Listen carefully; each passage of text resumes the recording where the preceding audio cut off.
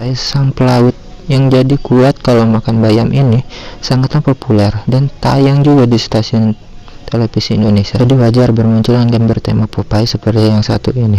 Tamagotchi dirilis pada tahun 1996 di negeri Sakura, Jepang. Tapi popularitasnya nggak berhenti di situ, melainkan sampai ke dunia internasional. Di Indonesia sendiri, Tamagotchi sudah ibarat mainan lokal yang dikenal oleh anak di semua lapisan. Sebuah penelitian mengungkapkan di puncak popularitasnya, 15 Tamagotchi terjual di Amerika Serikat dan Kanada setiap menitnya.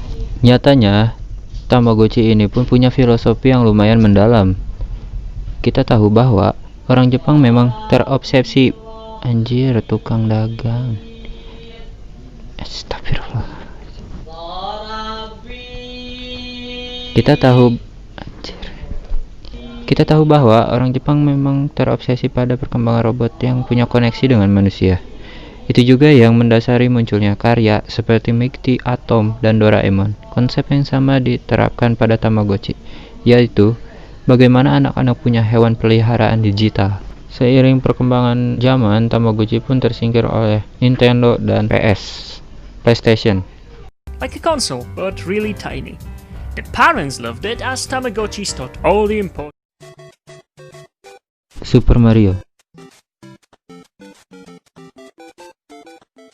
Mario Bros adalah karakter yang fenomenal dan melegenda. Game ini dirilis oleh Nintendo 34 tahun yang lalu, tepatnya pada 13 September 1985 dan diciptakan oleh Shigeru Miyamoto dan Takeshi Tezuka. Super Mario Bros bisa dimainkan sendiri maupun dua orang secara bergantian. Player 2 biasanya menggunakan Luigi. Di game ini kita harus melewati halangan, rintangan yang membentang di sepanjang permainan berlangsung, yang dimana halangan tersebut berupa bunga bangke, kutil pakai helm, bebek geprek, cumi-cumi, burung wik-wik, dan lain-lain. Cara melumpuhkan musuh-musuh tersebut dengan cara menginjaknya atau dibedial. Kita bisa memukul tembok bata, bahkan ada tembok gaib yang biasanya tembok gaib ini menuju atau berisi item spesial atau tanaman rambat untuk menuju atas awan. Kita juga bisa berenang dan memasuki pipa. Game ini mempunyai misi, yaitu menyelamatkan Tuan Putri. Kalau didalami, ternyata game ini selain memberikan sebuah hiburan, juga mengajarkan kepada kita tentang arti cinta yang sesungguhnya. Banyak hal yang bisa dipetik dari game legendaris ini. Cinta itu butuh perjuangan, layaknya Super Mario yang sejatinya motor lewat. Hanya seorang tukang ledeng, namun memiliki sebuah keyakinan yang kuat bahwa dia bisa menyelamatkan seorang Tuan Putri yang sedang diculik oleh musuh abadinya. Perjuangan untuk menyelamatkan Tuan Putri ini sangatlah berat. Musuhnya ada di mana-mana. Ditambah rintangan jalan yang gak selalu lurus. Terkadang ada aja jurang. Perjuangan seorang tukang ledeng ini perlu kita contoh untuk menaklukkan hati Tuan Putri. Selain perjuangan, tentunya pengorbanan. Seperti Super Mario ini, dalam perjuangannya menyelamatkan Tuan Putri pasti bakal menghabiskan banyak nyawa. Kalau di kehidupan kita, bisa diartikan pengorbanan waktu dan perhatian buat dapetin hati doi. Bisa juga pengorbanan materi, walaupun nggak seberapa, tapi tetap aja ada yang dikeluarkan. Misalnya beli tas Hermes, sepatu Hermes, beliin skincare, beli seblak, dan lain-lainnya. Jir, kok seketika jadi bucin gini sih?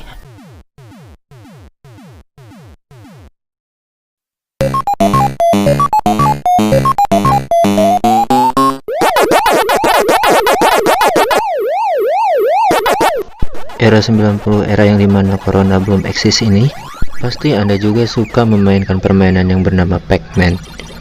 Jenis game arcade ini awalnya dikembangkan oleh Namco dan dirilis oleh Midway di Jepang pada tanggal 22 Mei 1980. Awalnya, Pac-Man dioperasikan dengan koin yang terpasang di restoran, bioskop, pusat perbelanjaan, dan di beberapa tempat ramai lainnya. Pada pertama kali dirilis, game Pac-Man hanya dirilis di arcade saja. Pac-Man yang masih populer hingga kini telah dirilis pula dalam platform lainnya seperti Game Boy dan SNES. Pac-Man kini dianggap sebagai salah satu permainan video klasik serta merupakan salah satu ikon tahun 1980-an.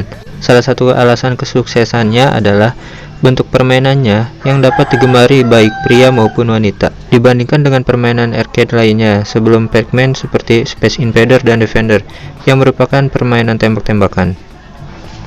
Nama Pac-Man sendiri berasal dari kata paku-paku dalam bahasa Jepang yang artinya suara mengunyah makanan. Suara dari game Pac-Man juga berasal dari paku-paku karena si Pac-Man tidak berhenti mengunyah makanan. Permainan Pac-Man dirancang oleh Toru Iwatani yang merupakan karyawan Namco. Ada yang istimewa dari game ini. Pac-Man memegang satu rekor dunia dan mencatatkan sejarah di Guinness World of Record sebagai game koin paling laris sepanjang masa. Kreator Toru Iwatani mendapatkan ide bentuk Pac-Man dari pizza. Dalam wawancara dengan majalah Time, Iwatani menyatakan bahwa saat mengambil sepotong pizza, ia menyadari pizza yang masih banyak terlihat seperti sebuah karakter. Itulah bagaimana bentuk Pac-Man terbuat pada awalnya.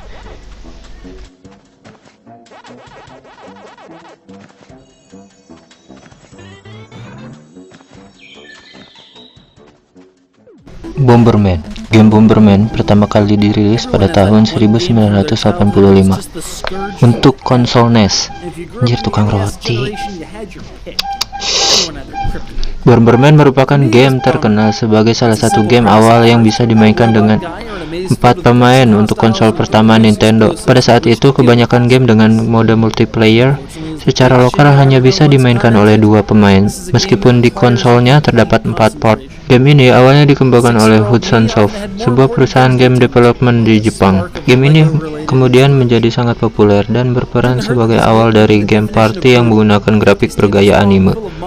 Karena popularitasnya, game ini dibuat menjadi berbagai macam versi yang berbeda untuk bisa dimainkan di platform game lainnya yang dirilis pada tahun 1990 seperti Amiga, MS-DOS, dan juga konsol Atari ST.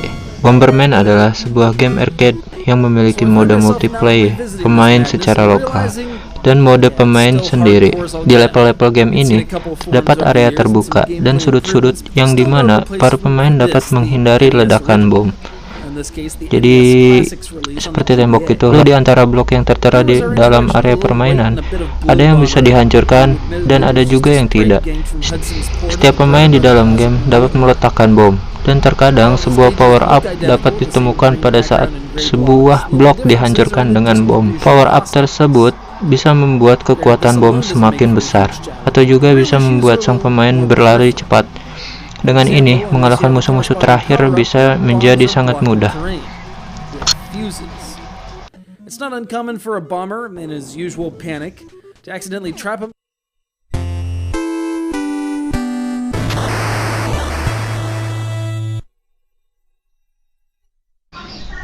Contra. Bagi kalian yang sangat familiar dengan permainan run and gun yang biasa diusung game serupa seperti Metal Slug, Gunstar Heroes, dan berbagai judul lainnya, permainan Contra tentunya sudah tidak asing lagi bagi kalian, karena memang game inilah yang mempopulerkan genre run and gun di era konsol rumahan dulu. Fakta menarik lainnya, Contra sendiri merupakan game action platform pertama yang mengusung mode permainan co-op player yang bersama satu orang pemain lainnya. Jadi, jika kamu kebetulan mengundang seorang temanmu ke rumah, kamu tinggal memasang kontroler kedua dan serunya bermain Contra bisa kalian nikmati bersama-sama. Sebagai pelengkap permainan run and gun, kamu di sini, Contra mengusung kisah heroik yang terkesan klise jika dibandingkan dengan cerita game modern belakangan ini. Di game Contra ini, Alkisah di tahun 2663, sebuah organisasi teroris yang dijalankan oleh seekor alien perketek mungkin, tengah bergerak menjalankan aksinya untuk menguasai dunia.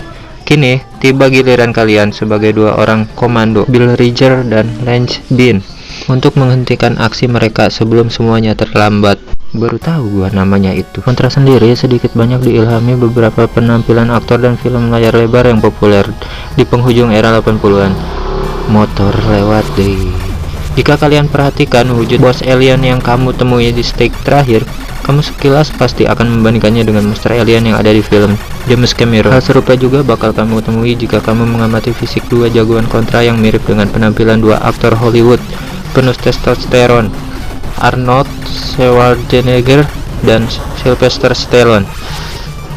Seperti tipikal gaya permainan side scroller pada umumnya, di sini kamu bergerak dari arah kiri ke kanan sambil menembaki dan menghindari peluru musuh yang terdapat di layar.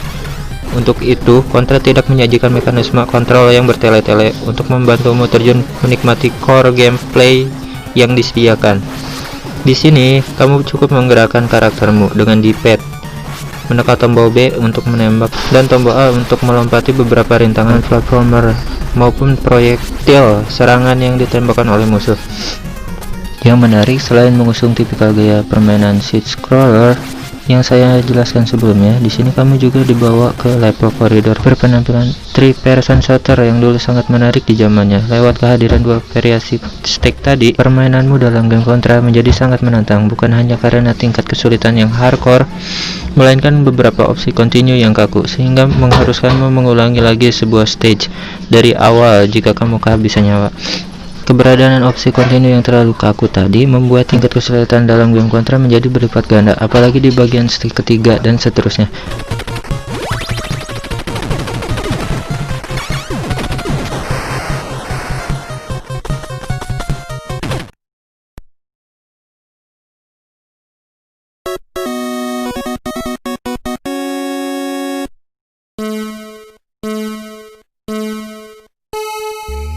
Road Fighter adalah game balapan yang dirilis oleh Konami pada tahun 1984.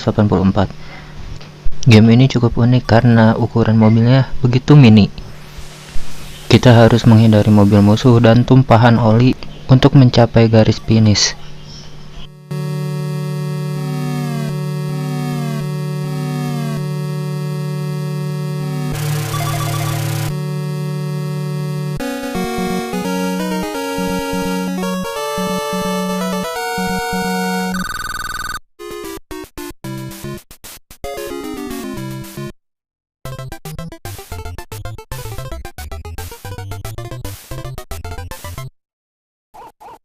Duck Hunt.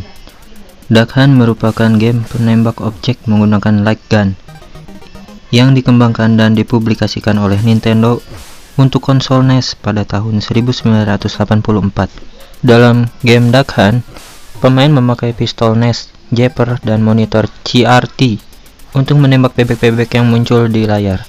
Bebek-bebek ini dapat muncul 1-2 kali dalam satu waktu, dan player diberi 3 peluru untuk menembaki mereka. Pemain akan mendapatkan poin setiap menembak bebek. Jika pemain dapat menembak bebek sesuai target dalam satu ronde, pemain akan memasuki ronde selanjutnya. Jika tidak, pemain akan mengalami game over. Untuk gameplaynya sendiri, Duck Hunt menawarkan mode game yang berbeda. Ada mode menembak bebek dan ada juga mode menembak clipping neon. Dalam setiap mode, pemain diberikan 3 peluru untuk menembak objek setiap kali objek muncul.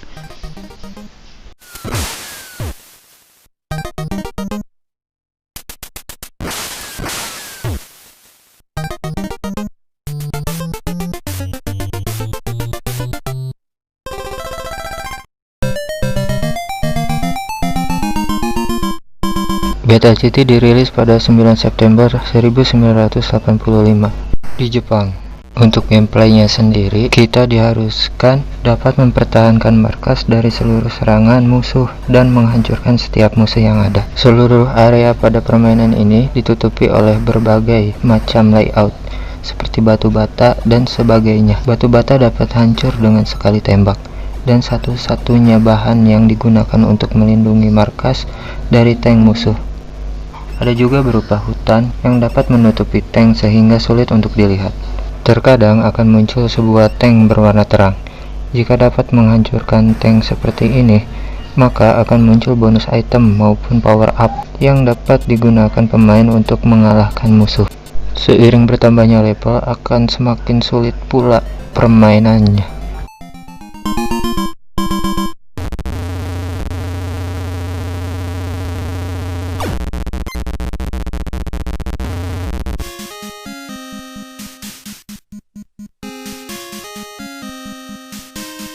Hyper Olympic. Untuk menyelesaikan misi dan bisa melanjutkan level selanjutnya, pemain diharuskan untuk mencapai rekor dunia di Olimpiade. Itu mengapa Hyper Olympic sangat seru jika dimainkan dengan teman alih-alih sendirian, karena kalian bisa berkompetisi satu sama lain. Salah satu misi yang paling dikenal yaitu ketika ajang lari sprint 100 meter. Karena Hyper Olympic dilengkapi berbagai cabang olahraga yang dapat dimainkan mulai dari triple jump, lempar lembing, lompat jauh, balap kerupuk, nikung pacar orang, dan lain-lain.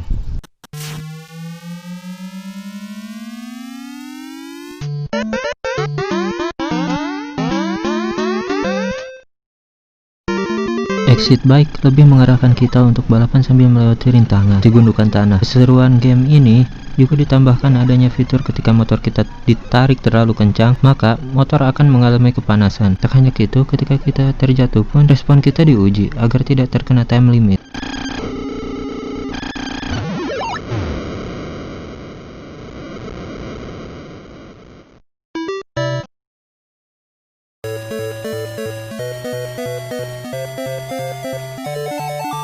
Sky Destroy.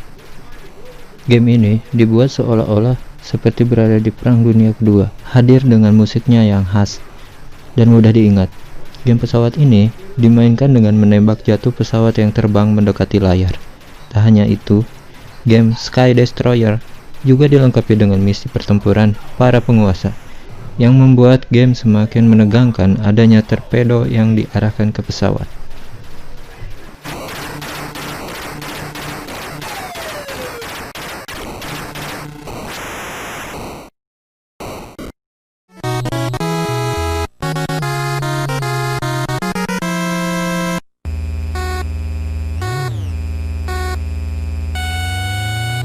F1 Race. Nah, game balap yang satu ini juga pasti Anda sudah tak asing lagi. Walaupun cuma balapan, pas nabrak, kena mobil ataupun tiang, mobil ini akan meledak.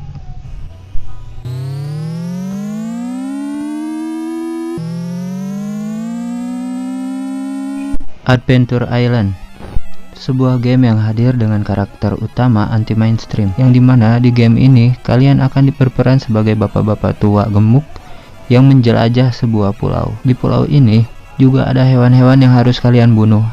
Anehnya, kadang kita akan mendapatkan helm dan skateboard saat berpetualang.